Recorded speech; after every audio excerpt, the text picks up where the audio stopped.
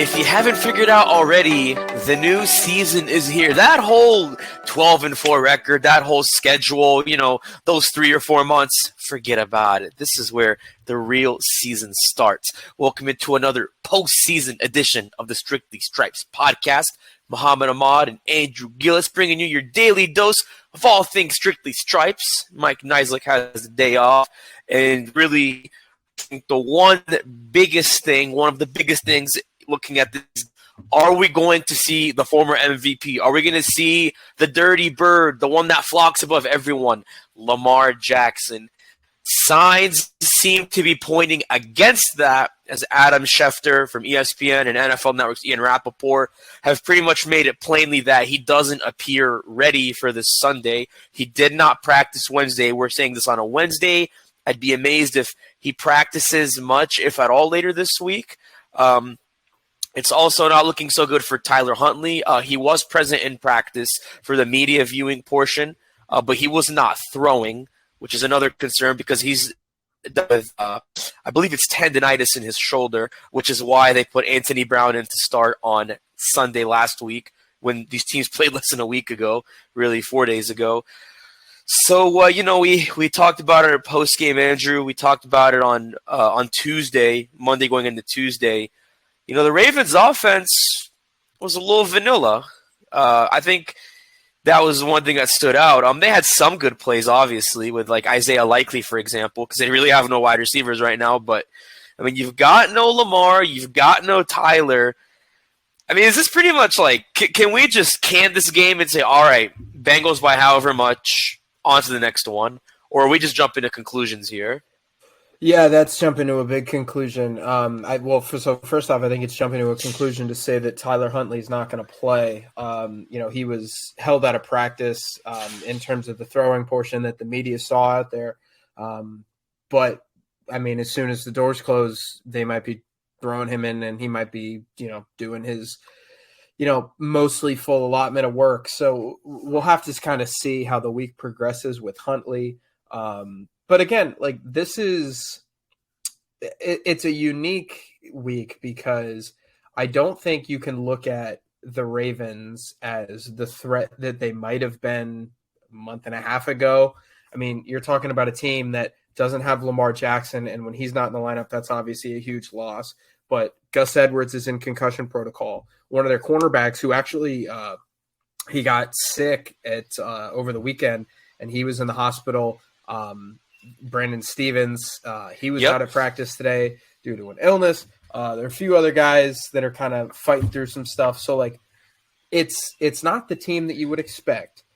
But the Ravens defense is, with Roquan Smith, they're a top 5, top 7-ish level defense, and somewhere in that kind of ballpark, however you want to put it. And they're really, really effective at what they can do. You saw it at the second half.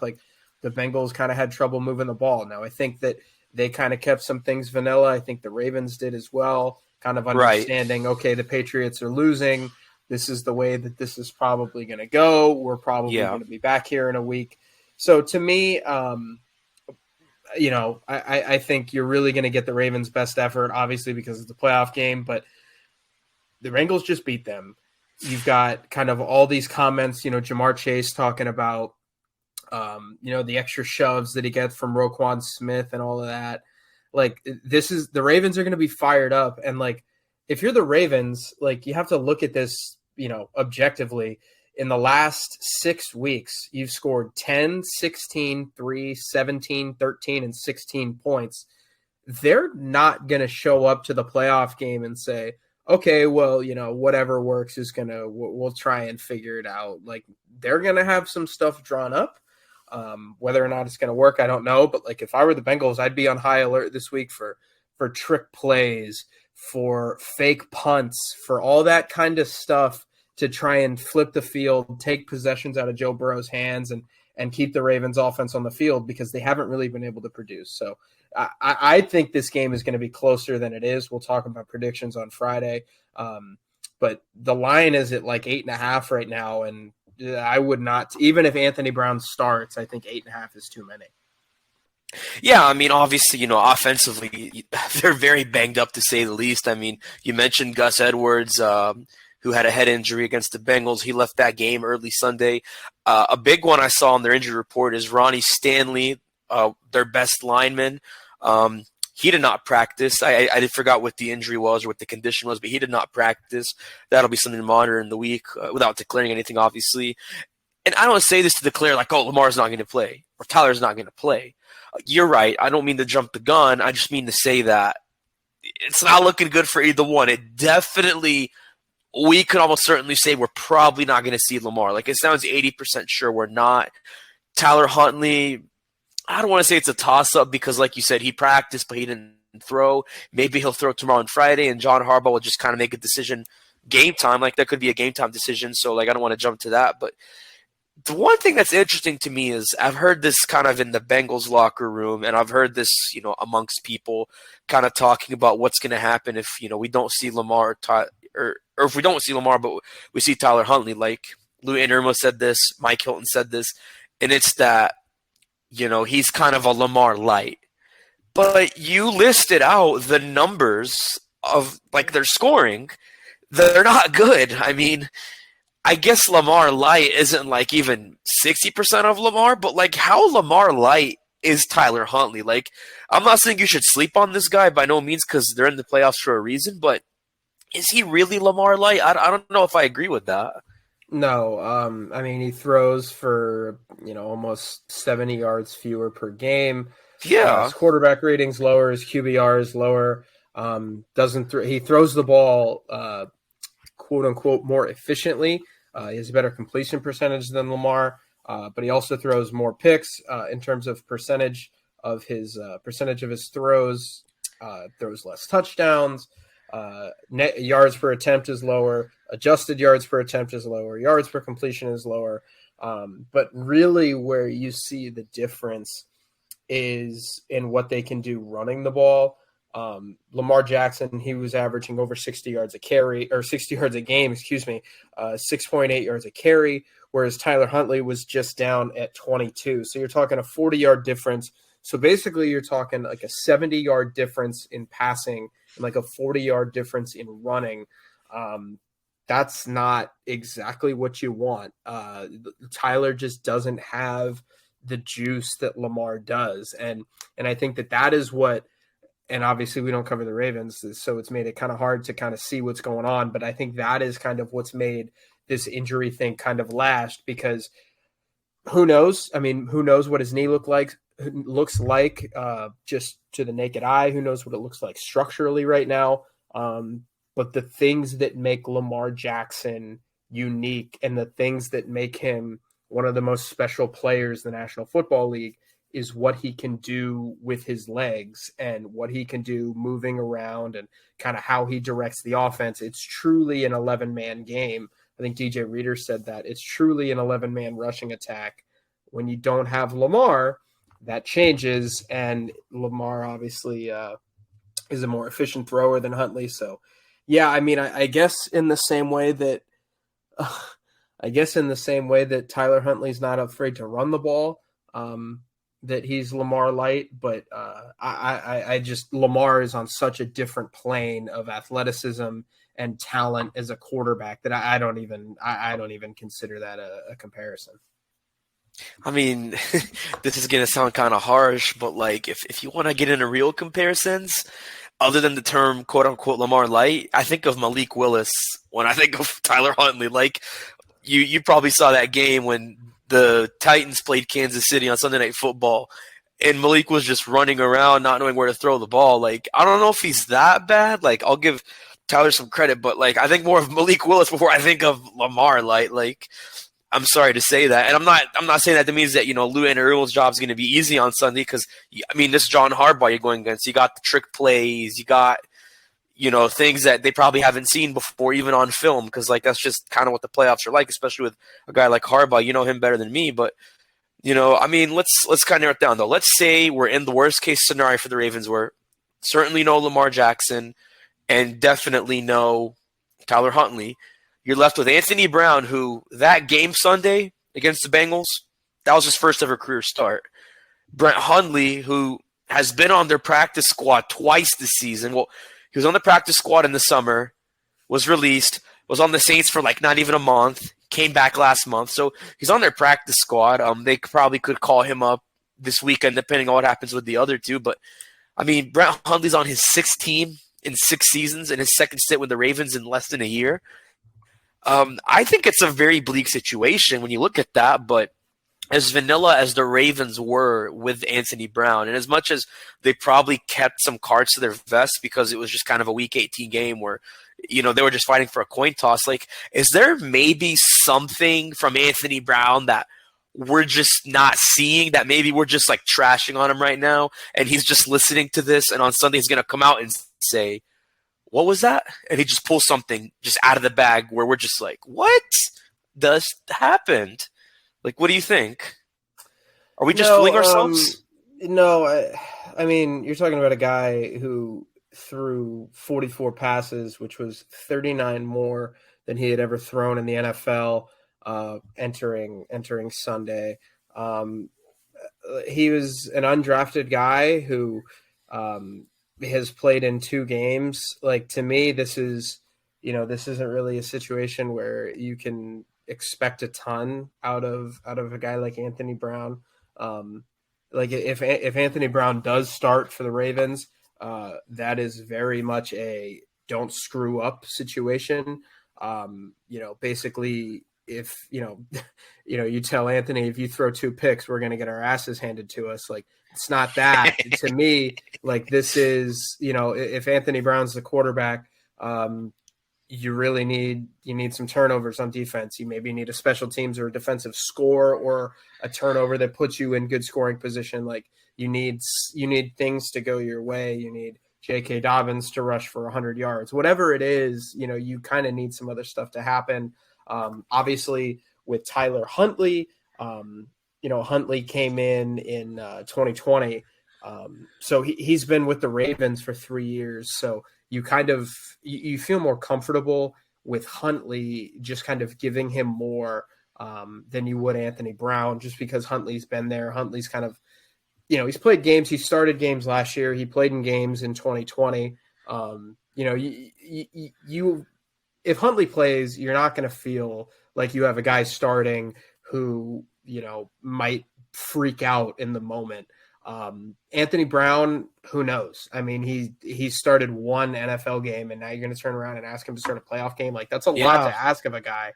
So right. I think with Huntley, you can do a little bit more. But yeah, with Anthony Brown, it's if he is the starter, it's basically don't screw up because we need you to manage this game really, really well. And managing a game is a skill. Like, don't get it wrong. Like, Joe Burrow has to manage games, and Patrick Mahomes has to manage games. Like, managing games is a skill. I think some people kind of get it twisted sometimes that the term game manager is a negative connotation and things like that. But I think in this case, you're basically asking a guy not to screw up. Yeah, I mean, like, I think the game manager term has such a stigma to it that it's like, oh yeah, you just don't screw up, and it's like, that's the point. Like, don't screw up. Like, I mean, it might be the bare minimum, but would you rather have that or someone screwing up? Like, I think of Peyton Manning, his last year in the league with the Denver Broncos, and I think we could say he was a game manager. I mean, I understand that was probably his worst season since his rookie year, which was the year I was born, funny enough. But at the same time, like, he still did enough to make sure that they didn't lose the Super Bowl to the Carolina Panthers, who were the best team in all of football that year on both sides, record-wise. So, yeah, I like how you said that, Andrew. That's a good clarification. I kind of get tripped up on that, too, sometimes, of, oh, he's just a game manager. Well, yeah, he's a game manager. Like, you still got to stop him. Sometimes you got to manage the game and not screw up. And like, sometimes that's all you need. And that's, like, with the way the Ravens defense is playing, I'm not going to look at this and say, hey, Tyler Huntley or Anthony Brown has to go out there and if you don't hang 27, you're going to lose. Like, no, Ravens defense has been really good lately. Like, you force 1 or 2 like, it's very easy to imagine a scenario this week where, the Ravens take the ball and Ravens kick a field goal early. All of a sudden you get one pick, you get one nice punt return, you get one whatever, and it's 6-0, 10-0, and you get another stop, and all of a sudden, Bengals offense, it's 10-3, it's 6-0, 10-3, whatever it is. And then all of a sudden the Ravens can kind of do what they want and start to run the ball and control the clock. And by the end of the half, game might be close, but the Bengals can look at the scoreboard. The game could be, 13-10 at halftime. The Ravens could be winning, whatever. And you look at it and you go, okay, well, Bengals only had 4 possessions, and one of them was at the end of the half. Like a game against this type of team can slip away quickly just because of what they're designed to do, and I think that's their path to victory. Man, I can see why you're saying this game is close, and I understand you follow the Ravens much more close than a lot of people because you used to cover them, but like that's very true. Like, if all those things you mentioned really do happen, which I don't think is out of the possibility of happening, man, and you'll talk more about this on your prediction Friday, but like that's the thing about it is I kind of had that feeling in the second half on Sunday when, the Bengals went scoreless 7 of 8 drives, and I get it, like they were vanilla too. Like I think both offenses, frankly, at least in the second half, were both very vanilla. But at the same time, that defense is pretty good. And like we'll talk more about the defense later, but I mean Patrick Queen, I don't think it's talked about enough in some circles. Joe Burrow knows about him more than most quarterbacks because they played together at LSU and they were very like competitive with each other. So you can bet that like they made each other better in practice. Like, you can read all about that for those who like, followed LSU and covered them. And so like they made each other better. And like they've met every year they've been in the league because they got drafted the same year. They're both first round picks. They're both within the AFC North. I think Patrick Queen like is one of the best linebackers in the AFC North. And I say this with respect to like Devin Bush, Logan Wilson, Jermaine Pratt. Like he's all over the field, and like he's the last person to get like a non-tipped interception that wasn't a wide receiver's fault on Joe Burrow. Like since then, his picks have all been either tipped or just because of bad communication, like we saw in the Patriots game. Roquan Smith, he really makes the game so much better. And I saw that the Ravens just extended him, and I don't blame them for that because like that's a guy that you should be glad you traded for. Like I think the Ravens, I don't want to say they got a steal because they know what they were getting, but they got more than their money's worth. So, when you have like those guys on the other side of the ball and, you've got the defense that they've got up front, like I know, their pass rush isn't like mind blowing, but Odafe Owe, Justin Houston, Jason Pierre-Paul, like those guys can still work, especially when you consider, like we talked about Monday, you have Max Sharping starting for Alex Cappa, because I did also want to mention too, I forgot to mention at the top of the show, we will not see Alex Cappa this weekend. Zach Taylor said he's going to be out, so Max Sharping is going to be the guy. That is confirmed. Hakeem Adeniji is going to be their guy for the rest of the playoffs at right tackle. So, normally I'd say that's not a front I'm concerned about, but you have to be when you don't have 2 of your starting right position players on the line. So, that's definitely why I think with what you mentioned and then just all the defensive aspects, it can be a close game. But speaking of defense, I kind of want to go back to the Bengals defense. The one thing that Lou Anarumo emphasizes and that we've really seen a lot of since December, if you go back the last month, the Bengals aren't just good at turnovers. They've been one of the best in the league. They have the 6th best turnover differential in the league, which is +6. They're 8th in takeaways per game, which is 3 takeaways per game. And their last 3 games, they've averaged 3 takeaways per game. But in the grand scheme of things, they're 8th in the league in takeaways per game. We mentioned guys like Jermaine Pratt. We mentioned guys like Logan Wilson and, Von Bell and Jesse Bates. Like, those are your turnover machines. But, I mean, think about this. I think this is actually one guy that, like, he doesn't get slept on, but he definitely does deserve some praise. And I think that's Trey Flowers, especially in that Tampa Bay game, because Mike Hilton didn't play in that game, did he? I don't think he played in that game. I don't know. I would have to look. Because I know, Mike Hilton's kind of been bounced around, but regardless of whether he's in the game or not, if my memory serves me right or wrong, Trey Flowers had a pick on Tom Brady. Most of December, his grades on Pro Football Focus were a 90 in 2 out of his last 3 games. Like, he only plays in certain packages. He's usually a nickelback that's lined up against the tight end. And here's why that's important. When the Bengals tried to go against Mark Andrews in week 5, and well, not technically last week because he didn't start, but they would have done the same thing last week as what they did in week 5, which was that you have to get creative with him. One thing that Lou Anarumo said is that he's one of the best players in the league. He might not come to mind like a Travis Kelce, for example, but I think he's still kind of in that upper tier of tight ends, especially since he's been in the league over 4 or 5 years now. And so it's different because you don't have Chidobe Awuzie. Chidobe Awuzie, he tackled Kyle Pitts really hard in that Falcons game, which was the game before he tore his ACL against the Browns. But, he can tackle those big tight ends. They use their cornerbacks in a lot of those situations. Like, you're not just relying on your linebackers to play the spy or, rely on Von Bell to get to, someone like that. Like, Trey Flowers is designed in those situations. There was a point where there was a miscommunication that Mark Andrews scored on when they played in week 5, and that made the difference because the Bengals lost by, a field goal. But, I think with the way Trey Flowers is playing now, like, that's going to be a really interesting matchup with Mark Andrews.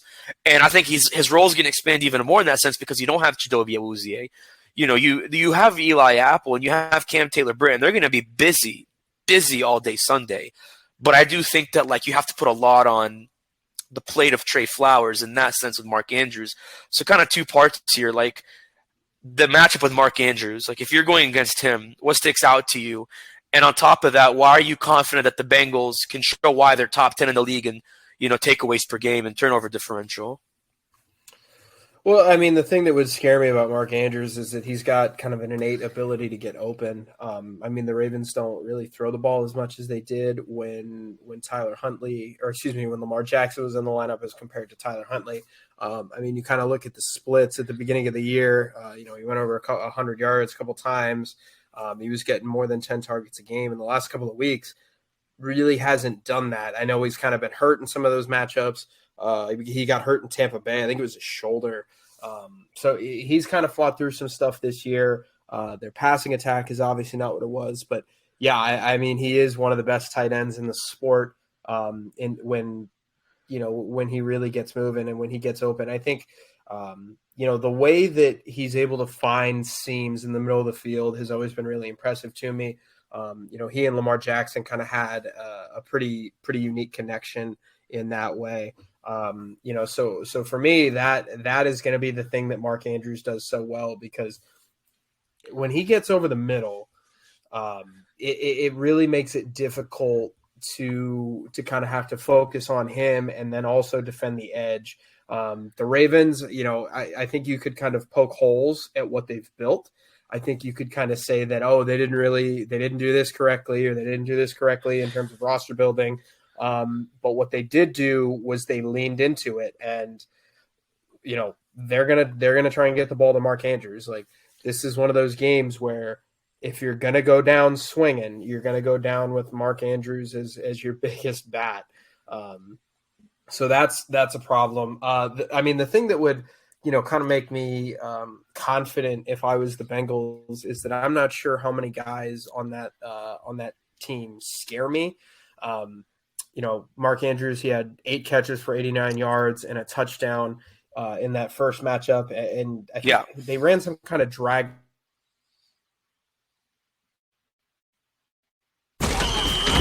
NIL Now, a podcast dedicated to the name, image, and likeness of today's college and high school athletes. NIL is not a cherry on top. It needs to be thought about as a part of these young men and women's future, as a nest egg for something when something goes wrong. There's less than 1% of these football players make it to the NFL. Their plan B is sometimes not as lofty as plan A. This NIL thing, when you ask what's the next important thing, is to make sure that these players are coming to school for education, sports, but also NIL is a close third in that. It's an investment into these players now that they can take advantage of or leverage their name, image, and likeness to, further their careers. So now you have a nest egg after you've invested so much time into your skill set in college. You should be able to leave college with something. This is NIL Now.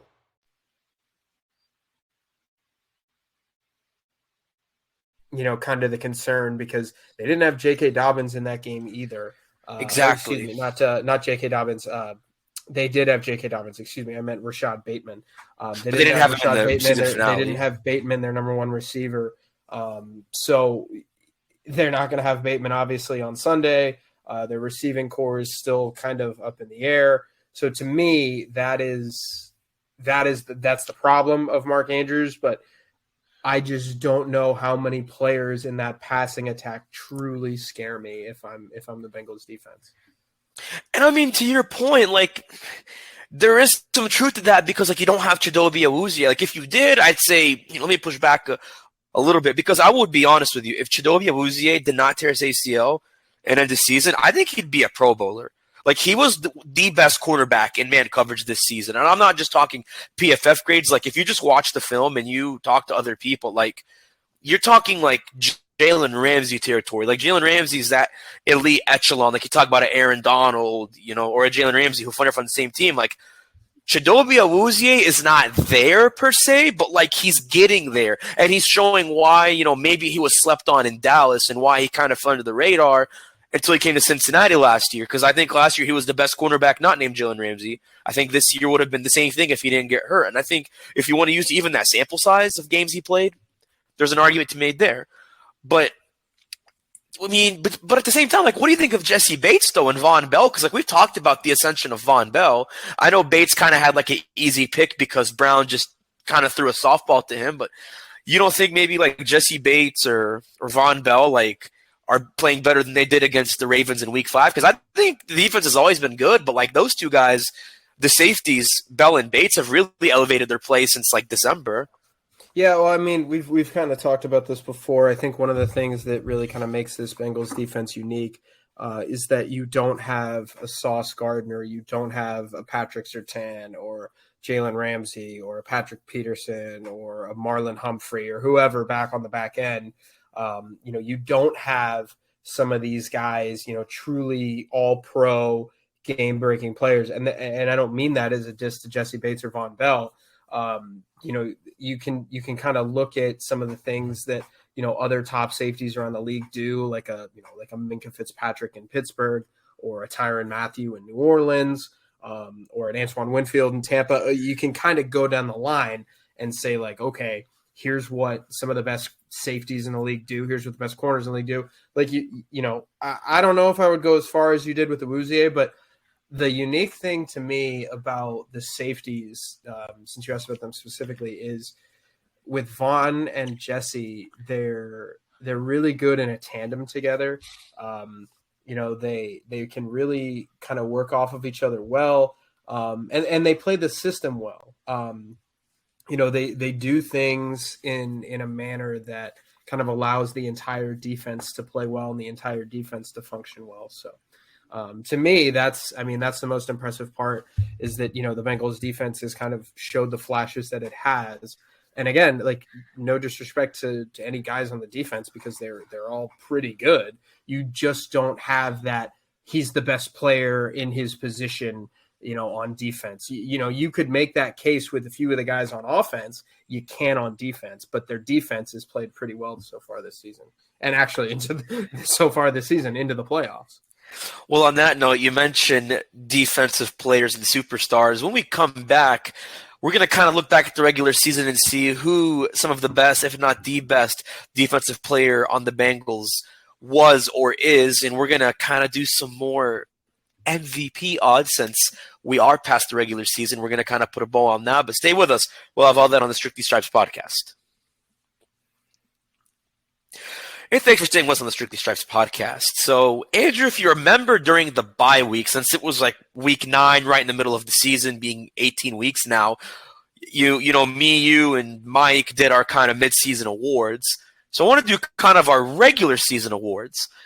We had a defensive regular season MVP among many awards, but, I want to just kind of hone in on that. Like, just jumping to it, through 18 weeks, 17 games, who, I know I'm putting on the spot here, but, we talked a lot about, there's not really one guy in the Bengals defense that sticks out. But if there's one person that does stick out the most, who's your defensive MVP and why?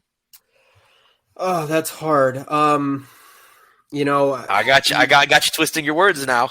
you want to say Trey Hendrickson, because he plays an impactful position, that really kind of makes a difference. but I think you have to say DJ Reader. Reader became, one of the better defensive tackles in the league this year. I don't think he put himself in that group with, Dexter Lawrence and Chris Jones and Aaron Donald and, Cameron Hayward and everybody. But I think he's, if he's not right next to that bucket, he's in the second tier. So DJ Reader, I think just what he brings to that defense when he's healthy. I mean, we kind of saw the impact. I think, in an ironic kind of way, you saw how important he was when he wasn't in the lineup. You lose him in a game in New York, you miss him for a few weeks, few months, and then he comes back and you can kind of see the boost that he provided, kind of in the locker room, but then also on the field. When you have a guy like that in the middle, it just kind of allows things to kind of move east and west a little bit more. And I think that obviously helps the defense pretty significantly. So, yeah, he's a defensive tackle. It's not really a high position of leverage. It's not a corner. It's not an edge rusher. It's not, an elite level safety. But I think DJ Reader, I think you have to give it to him because he's, in my eyes, he's been, the best defender on the Bengals this year. I'm actually so glad you mentioned that because, I've been talking about this with a lot of people, in different circles, in the media room with reporters and just people that I know follow the Bengals. And, DJ Reader, I'm going to say this. If anybody got snubbed from the Pro Bowl more than him, I'd like to meet someone. I think you can maybe say that, Logan Wilson might have gotten snubbed, and I'll get to that, but he absolutely, DJ Reader got snubbed. And I will say this, I get it because he missed 6 games. I understand that. And let's be real, the Pro Bowl is mostly fan driven, so it's extremely subjective. And I don't think it's a fair measure of talent. I'd rather look at if a guy's kind of leading league category stats or if he made big plays that matter, all the tip passes he had since he came back. He had 4 tip passes in not even 4 games, 3 games from his return. I look at that. I look at the fact that he's so disruptive in the run game too. You look at Nick Chubb, victim. Derrick Henry, victim. And we'll see what happens with J.K. Dobbins this weekend. Could be another victim on that list of I don't know if you want to call him the Grim Reaper, but when it comes to running backs, I think he kind of is one of the Grim Reapers. And so you could go on and on about that guy. But, at the same time, him with all of that. I wouldn't credit him with all of that. I'm not crediting him with all of it, but I do think it starts with him. Tackling, I think, yeah. I mean, but it starts with, I think, the entire defensive line though, because tackling Derrick Henry and Nick Chubb, that is not a one. You can't bring him down with one guy. That's a group effort. It's a group effort. It took Sam Hubbard, it took everyone else too, but the disruption starts with him, and that's where. If you're running up the middle and DJ Reader just jams one hand in and that slows down Derrick Henry, then that makes it easier for Sam Hubbard or for Joseph Osai or who's lined up on the opposite side of the defensive end. He's not the only guy, and I'm not saying he's the main one. I just think it starts with him, and then it builds from there. And then, you look at the Browns game, think about why Logan Wilson has, 15 tackles or however much he had. That was his personal best. No, 19. It was 19 tackles. And Logan Wilson said it best. It's because when you have someone like DJ Reader and BJ Hill too, but DJ Reader, it allows him to not have to buy time. It makes it easier for him to just run up there where Derrick Henry or Nick Chubb's not going anywhere. It is a group effort. Football is a team sport, but I think you can look at situations like that and say it kind of starts with this guy or kind of starts with that guy. I'm not going to say Reader's my MVP, though, with the highest, utmost respect to him, because I do think that, again, he's worthy of an MVP, and I don't blame you for picking him. I really had to think this one through, and I had to give it a lot of thought, but I'm going to give mine to Von Bell because, when you look at the beginning of the year when the Bengals were a top 10 defense before the bye week, a lot of it was because of him. He picked up where he left off in the playoffs last year. He was, getting interceptions against the Dolphins. He had a pick against the Ravens. He had a pick against the Browns even, in that losing effort. Whether the Bengals are winning or losing, he still gave it his all. There wasn't kind of a drop-off from him. And I also think that as the season got better for the Bengals, where they had the 8-game win streak, he got better. You know, you look at what he did against the Patriots. You know, the game-winning play where him and DJ Reader kind of forced that fumble, but started with Von Bell in this case instead of DJ Reader. Then we look at the Ravens game. He had a pick, and he recovered a fumble that Jesse Bates forced, which goes back to the point that, like, they work together. One forces the fumble, one recovers, vice versa. I think, you know, he's a veteran too. He's one of the most experienced players on the defense, like, because, you know, he's been playing since 2016. Reader's been playing since 2016, so there's an argument there. Like, I think they're two of the longest tenured players on the defense besides Michael Thomas, who, granted, he's a backup safety who plays special teams, but besides Michael Thomas, like, those two guys are the longest tenured players on the team, so I look at veteran leadership in that regard too. And I think just like you look at how he played in New Orleans, they most use him in the box. They didn't really use him in coverage, which I think was one of the most fatal flaws they had, and they should regret that. With no offense to Sean Payton and anyone else on that staff, but you know, but you go back to Cincinnati, they use him in the box, they use him in cover two, they use him in you know, different like kind of disguises like they did against Patrick Mahomes. That's a big reason why he didn't have a good game against them. Yeah, I really like Von Bell a lot. I think, again, I don't know, like Jesse Bates, there's talk about, like, is he going to come back next year? What's he going to get paid? I don't know that you pay him like you pay Jesse Bates, but I also think from a leadership and experience standpoint, he gives himself that edge to where I would make him a regular season MVP. What do you think of, compared to like DJ Reader and Von Bell, like I said, they're both leaders. They've both been there the same amount of time in the league, at least, and they both came to Cincinnati together. Funny enough, so like their trajectory to the Bengals is almost exactly identical. But like in some ways, what do you kind of see in common between DJ Reader and Von Bell from just like a skill standpoint? Even though they're different positions, like do you kind of look at them and say like there's just something that sticks out about both of them? I don't know. That's a hard question to answer because you're talking about a safety and what amounts to a nose tackle. But do you think would you compare their aggressiveness? Like, how about their aggressiveness? Like, I just think for their positions, like they're some of the most aggressive. I don't know. I don't know if you can make that comp because again, they're asked to do such different things on the field. Truthfully, like if I had to pick an MVP in the defensive backfield, I'm picking Jesse Bates. He was actually probably going to be second on my list. Sure. But yeah, I don't know if you can make a comp between those two. I just think that they're so different and the things they're asked to do are so different. I'm not sure you can do that. Yeah, I think honestly, like if you gave me Von Bell in his fifth year and you gave me Jesse Bates in his fifth year, I think Bates has the edge. But I think it's just because he's a little younger, he's a little fresher. Bell's more of like just punch mouth, aggressive safety. Bates has the range, he has the flexibility and the athleticism. Not that Bell doesn't. I just think you see that hallmark trait from Bates when it comes to that. I do agree with you on that, and that's why like this is a hard one because like Bates was probably after Bell. Like no, I'd say at first it was Bell in my order: Bell, Reader, Bates, and probably I'd say after that either Trey Hendrickson or Logan Wilson. I probably would say Hendrickson, then Wilson, but yeah, I mean that's kind of where my list was. But like you can't go wrong either way. Like I know that you mentioned there's no elite guys on this defense, and that's where I think you could say yeah they're not like an elite defense. I think Lou Anarumo is an elite coordinator. I think he's a genius. But as far as like the players, yeah, I don't know if there's any elite guys.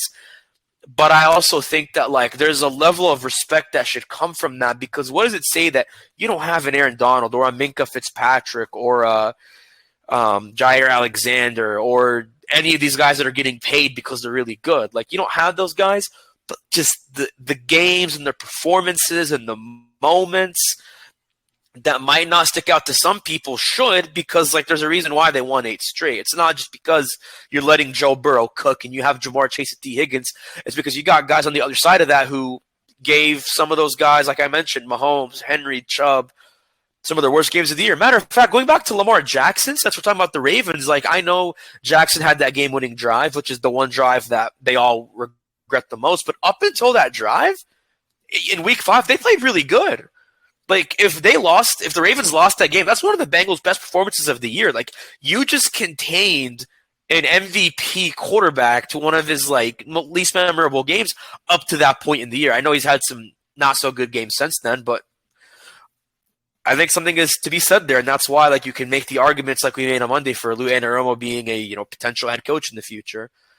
So lots to look at. I know that's a lot of offseason talk, and I want to see what happens with Bates and his contract because they had to tag him in the offseason. But speaking of MVP, let's talk about the real MVP. The regular season's over, so the picks are pretty much locked in at this point. But here's the odds that we have for latest MVP ranks. Patrick Mahomes, minus 1,600, is the front runner, and I'd say the favorite, according to most people, and I don't disagree with that. Joe Burrow, second, plus 900. He climbed all the way from fifth or sixth during most of the year to second. Jalen Hurts, plus 1,500. Obviously, he was the front runner when Mahomes wasn't, but he got hurt most of the month of December, so that hurt his chances. And then Josh Allen, who was the preseason favorite, kind of hung around. He's tied with Jalen Hurts at fourth at plus 1,500. So you have it laid out. Mahomes, Burrow, Hurts, Allen. Like those are your four guys. One of them is going to win it. We know Mahomes is the favorite. I don't think anyone's going to disagree with that. But is there a chance for Burrow? Do you give him a shot of winning this thing? Or should we just say, it's over, it's done, Mr. Mahomes, here's your second MVP award? Yeah, I mean, I think Mahomes has pretty well locked this thing up. Vegas is rarely wrong, and they've got pretty significant odds on Mahomes winning. So I think it's Mahomes number one. To be completely honest, if I was kind of ranking them right now, I have the odds up in front of me. I would put Jalen Hurts second, ahead of Burrow. Honestly, like if I had to be real with it, I think Mahomes and Hurts are much closer than these Vegas lines would indicate. It would be a serious debate for me. I would lean Mahomes, but I don't want to take away anything that Jalen Hurts has done. So I lean Hurts, Mahomes, but Hurts is right there, and then Burrow's third for me. That's what I was thinking too. I do want to say that, but I'm just torn because on the one hand, it sucks for Jalen Hurts that he got hurt, and we'll have to see how healthy he is when the Eagles play their, divisional round game because they have the bye in the NFC. But I don't know. I just really think this is where I'm kind of torn. Obviously, the Damar Hamlin situation threw off the seeding in the AFC, and the Bengals weren't going to get the number one seed regardless. Had they beaten Buffalo, if none of that stuff ever happened with the cancellation, even if they beat them, it wouldn't have mattered because the Chiefs won on Saturday. But they would have got the 2 seed. If they had beaten Buffalo and beaten Baltimore the way they did, they'd be the number 2 seed. Most quarterbacks are the 1 or the 2. Clearly, Mahomes is the number 1. Burrow, in this scenario I'm painting, would be the number 2. I think if the Bills game, and again, this is not to take away from that situation by no means, but if we lived in a fantasy where on Monday didn't happen and Burrow kept playing the way he started that game before the game was canceled, I still don't know that he beats out Mahomes. I honestly do think that Vegas is pretty spot on for this, and as much as Burrow outdueled him, I don't think he outdueled him in the regular season enough in the grand scheme of things, but I do think you can make an argument that Burrow's second. I just don't think it's a sufficient argument. I think it's an incomplete argument because, like you said, we don't know how that game was going to go. I think it'd be interesting to see what happens if the Bills play the Bengals in the second round. If, the Bills and Bengals, neither of them get upset, they're going to rematch each other in Buffalo in over a week. So that'll be interesting to see, how much that completes that argument, even though it's null and void because the regular season's over. But I do think your order's right. I just think there could have been a possibility of Joe Burrow being second. Sure. But I mean, what is second but first loser? Exactly. But, Burrow said himself, he'd rather be in the team hotel getting ready for the Super Bowl than being at the NFL honors because, last year he was in the hotel in Los Angeles, not at the NFL honors. So he wants to be at that hotel in, I guess it'd be in Glendale, Arizona this year. He doesn't want to be on that stage. And even if he is, even if he does get that award, he'd rather get it from his hotel, like, when he got his comeback player of the year award. So that's Joe Burrow, and I think most players would say the same thing. Like, if you want that Super Bowl over the MVP, like, that's sufficient. Like if you're Lamar Jackson, for example, since we're talking about him and him being healthy or not being healthy, like, if you ask him, do you want to win MVP? Do you want to win a gold jacket? Or do you want to win a Super Bowl? The first thing he's going to say is a Super Bowl. That's the first thing that Joe Burrow's going to say. And I think even today, Tom Brady being the GOAT of GOATs he's going to say Super Bowl. I mean, he's going to get a gold jacket. He knows that. He's already won MVP. But, like, even if he didn't have an MVP at this point, and even though he knows he's a Hall of Fame inductee on the first ballot, the guy still wants to win that Super Bowl because it's all about championships. So, but you know what, though? We'll say this. Whether he gets second or third, probably ends up getting third. I guarantee you, no matter how the Bengals finish this year, he could be a preseason favorite next year. I would not be shocked. And if he's not a preseason favorite, he's going to be a top 3 favorite. So I'd like to see how that goes. It'll be interesting to play out. But, man, long podcast. But when you're in the playoffs, there's so much to talk about. And we're going to have so much more to talk about tomorrow when Mike joins us as we talk more about that Ravens defense, why Joe Burrow can't look or play vanilla like he did in the second half on Sunday. So make sure you tune in for that. And if you haven't already signed up for Cincinnati Football Insider, it's a 14-day free trial. You will not be charged until the end of the trial. It's $4.99 a month. Go to cleveland.com/Bengals to sign up. Easier than sliced bread. Once again, for myself and Andrew Gillis, I'm Muhammad Ahmad. Have a great night. See you back.